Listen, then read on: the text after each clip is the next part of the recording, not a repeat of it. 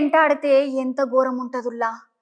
ఏం చేసినా ఎన్ని చేసినా సూత బయటపడలేము. పాపం మొన్నటికి మొన్న ఓ కార్ యాక్సిడెంట్ నుండి బయటపడింది. అంతకు ముందు సూత లిఫ్టులో కూడా ఇరుక్కపోయింది. ఇట్లా ఆమె ఎమ్మెల్యేగా గెలిచిన సంధి ఏదో ఒక ప్రమాదం వెంటాడుతూనే ఉంది. పాపం గీయాల మన ముందు లేకుండా పోయింది. గింత చిన్న వయసులా ఇలా జరిగిందని కేసీఆర్ సారు, రేవంత్ రెడ్డి సారు, అన్ని పార్టీల రాజకీయ నేతలు సూత వాళ్ళ సానుభూతి తెలియజేసిండ్రు. దేవుడు ఏందో మంచోళ్ళనే తొందరగా తీసుకొని పోతాడు. I, G. Lasyanandita Sayanna, member of Telangana Legislative Assembly, do swear in the name of God that I shall abide by and follow the rules, observe the etiquette and respect the conventions of the House. BRS యువనేత Lasya Nanditha road ప్రమాదంలో మరణించారు. తక్కువ సమయంలోనే cantonment నియోజకవర్గంలో జనాలల్లా మంచి నేతగా పేరు తెచ్చుకున్నారు.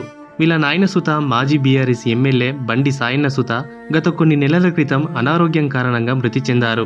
తండ్రి చనిపోయిన కొంతకాలానికే చిన్న వయసులోనే ఇప్పుడు లాస్యనందిత కూడా మరణించడంతో కంటోన్మెంట్ నియోజకవర్గంలో విషాద ఛాయలు అమలుకున్నాయి.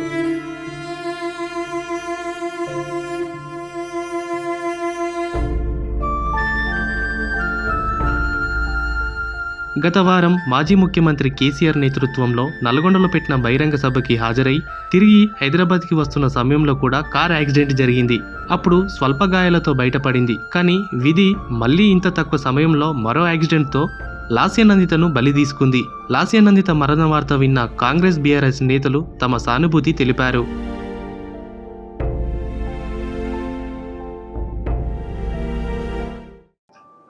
అందరు కూడా విజ్ఞప్తి చేస్తున్నా, సీట్ బెల్ట్ పెట్టుకొని స్పీడ్ లిమిట్ కూడా మెయింటైన్ చేసుకుంటూ పోవాలని చెప్పి, ముఖ్యంగా ఈ ఎస్కార్ట్ వాహనాలు కానీ ఎమ్మెల్యేలు కానీ ఏంటంటే అన్ని ప్రోగ్రామ్స్ ఒకటే రోజు ఎక్కువ ప్రోగ్రామ్ పెట్టుకుంటాం, అన్నీ అటెండ్ చేయాలని ప్రజలకు మాట ఇచ్చిన వస్తామని చెప్పి ఈ ఊరికి ఆ ఊరికి కొన్ని పెళ్ళిళ్ళని కొన్ని ఇనాగ్రేషన్లు ఏది ఉన్నా సరే సీట్ బెల్ట్తో పాటు స్పీడ్ లిమిట్ కూడా పెట్టుకొని పోతే మంచిదని చెప్పి కూడా అందరికీ కూడా విజ్ఞప్తి చేస్తున్నా.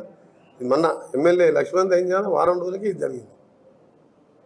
ఉదయం ఇటువంటి సంఘటన జరగడం, చిన్న వయసు అమ్మాయి, ఎంతో భవిష్యత్తు ఉంది. భవిష్యత్తులో మరి ప్రజలకు కానివ్వండి విశేషమైనటువంటి సేవలు అందించేటువంటి అవకాశం.